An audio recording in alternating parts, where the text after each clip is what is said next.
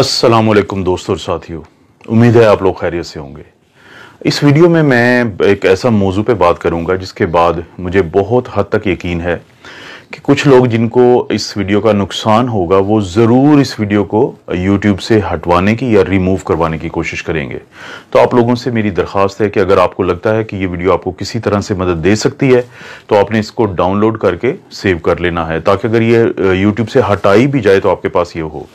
इस वीडियो में मैं बताऊंगा कि ये क्या वजह है कि ये जो पीसीआर टेस्ट है लोगों का बार बार पॉजिटिव आता है, चाहे वो अलामात से निकल आए हों और चाहे उनको काफ़ी दिन हो चुके हों और महीने से ज़्यादा हो चुका हो, लेकिन उनका पीसीआर का टेस्ट बार बार पॉजिटिव आता है। और वो क्या एक ऐसी बात छुपाते हैं लैब वाले जिसके पता चलने से आपके अंदर का डर और खौफ ख़त्म हो सकता है। और इस बात को समझाने के लिए मैं सबसे पहले आपको व्हाइट बोर्ड पे कुछ चीज़ समझाता हूँ। जी दोस्तों, जिस बारे में मैं बात करना चाहता हूँ उसको समझने के लिए सबसे पहले ये स्ट्रक्चर को देखें। ये है कोरोना वायरस। इसकी ये जो बाहर रेड कलर की ये नज़र आ रही हैं, इसको हम कहते हैं स्पाइक प्रोटीन। और ये वही प्रोटीन है जिसकी मदद से ये वायरस हमारे जिस्म में दाखिल होता है। और ये है लिपिड की बाइलेयर, ये है इसकी होल जिसको आप कह सकते हैं, शेल कह सकते हैं। इसके अंदर है ये आरएनए, और ये वो आरएनए है कि जब ये इसकी मदद से हमारे सेल्स के साथ अटैच होता है और ये आरएनए हमारे जिस्म में चला जाता है, तो ये है वो आरएनए जो कि सबसे ज़्यादा तबाही करता है, जो हमारे जिस्म में जो भी प्रॉब्लम्स बनते हैं, और ख़ास तौर पे वो लोग जिनकी उम्र ज़्यादा है, जो इम्यूनो कॉम्प्रोमाइज्ड हैं, जिनको बाकी प्रॉब्लम्स है, उनके लिए ये है वो आरएनए जिसके अंदर सारी जो प्रॉब्लम्स होती हैं उनकी डिटेल्स इसके अंदर पहले ही मौजूद हैं। अब जैसे ही ये वायरस हमारे जिस्म में दाखिल होता है और हमला आवर होता है, तो हमारे जिस्म का इम्यून सिस्टम, जिसकी हम बहुत ज़्यादा बातें करते हैं, वो एक्टिवेट हो जाता है। ये हमारा दिफाई निज़ाम है, और ये इम्यून सिस्टम इस वायरस के मुकाबले में एक आर्मी तैयार करता है जिसको हम कहते हैं एंटीबॉडीज़। शुरू में वो पहले 10 दिन में एंटीबॉडी बनाता है जिसको हम कहते हैं आईजीएम, और 10 से 12 दिन के बाद वो बनाता है इम्यूनोग्लोबुलिन जी इस वायरस के खिलाफ। अब जैसे ही हमारा इम्यून सिस्टम, दिफाई निज़ाम एंटीबॉडीज़ बनाता है, इम्यूनोग्लोबुलिन एम और इम्यूनोग्लोबुलिन जी, वो हमला आवर होती हैं इस वायरस के ऊपर।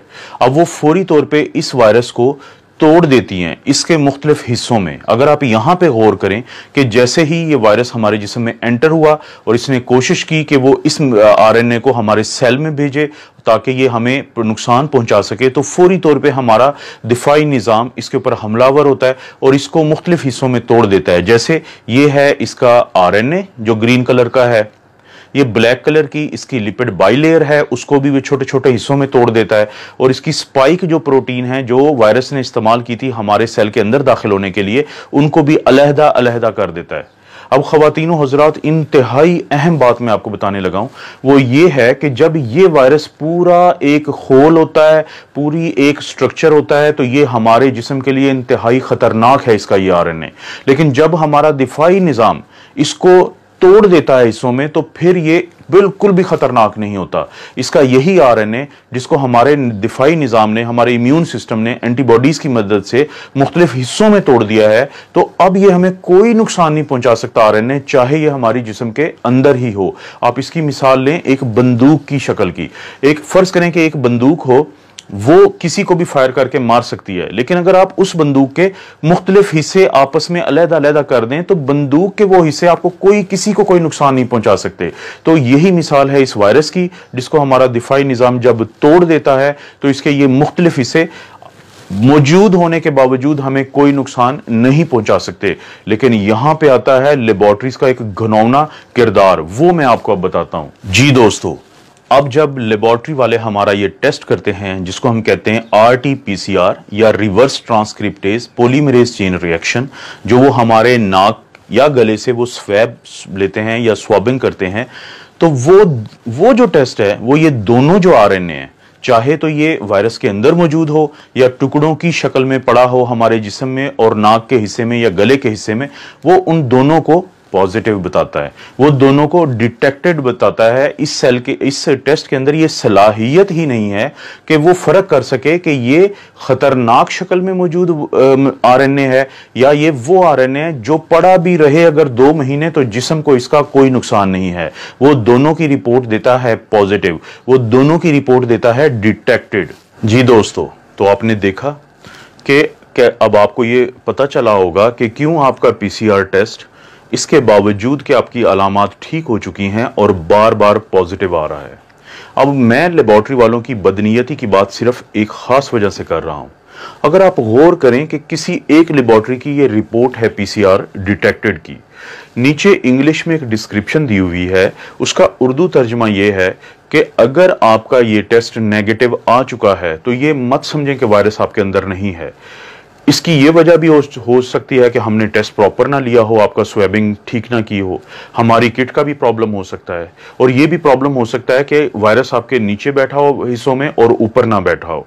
इसको मैं इंग्लिश में कहूंगा फेयर इनफ।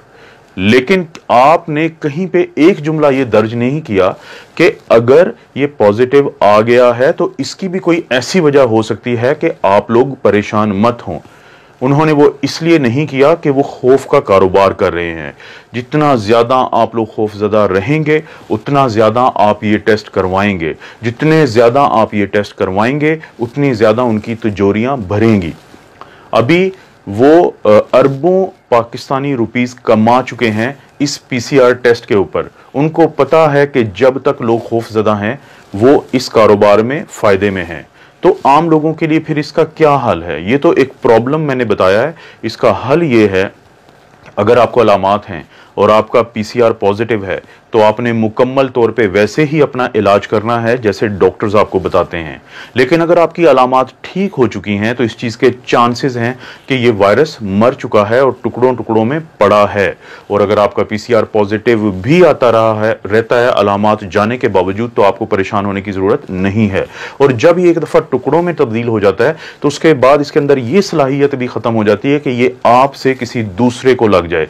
तो अपनी आइसोलेशन को आप रिलैक्स कर सकते हैं जब एक दफा आप अलामात से निकल आए। तो क्या इसकी कोई साइंसी आपको भी प्रूफ मिल सकता है? जी, आप अपना एंटीबॉडी टेस्ट करवा सकते हैं। अगर आप अपना एंटीबॉडी टेस्ट करवाएं, जो मैंने एक दिन पहले मिसाल दी थी और मैं ये दोबारा दिखा रहा हूं कि एक दोस्त हैं जिनका इम्यूनोग्लोबुलिन जी बहुत स्ट्रांगली पॉजिटिव आ रहा है, लेकिन इसके 2 दिन के बाद भी जब उन्होंने अपना पीसीआर का टेस्ट करवाया तो वो उन्होंने पॉजिटिव दिया। और वो शख्स जो इससे सेहतयाब हो रहे हैं वो ज़हनी तौर पे इंतहाई टेंशन में चले गए एक बार फिर कि उनका टेस्ट पॉजिटिव है। तो मेरी आप लोगों से दरख्वास्त है कि अगर आपको लगता है कि ये वीडियो आपको किसी भी तरह से हेल्प कर सकती है, आप इसको सेव करें डाउनलोड करके, आप इसको लाइक करें और अपने दोस्तों के साथ शेयर करें कि हो सकता है किसी एक को इस वीडियो का फ़ायदा हो जाए।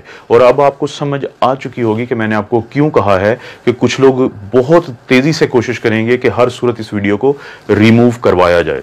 आप अपना और अपनी फैमिलीज़ का ख्याल रखें। अल्लाह ताला आपको और आपकी फैमिली को हर किस्म की आजमाइश, बुराई और बीमारी से बचाए।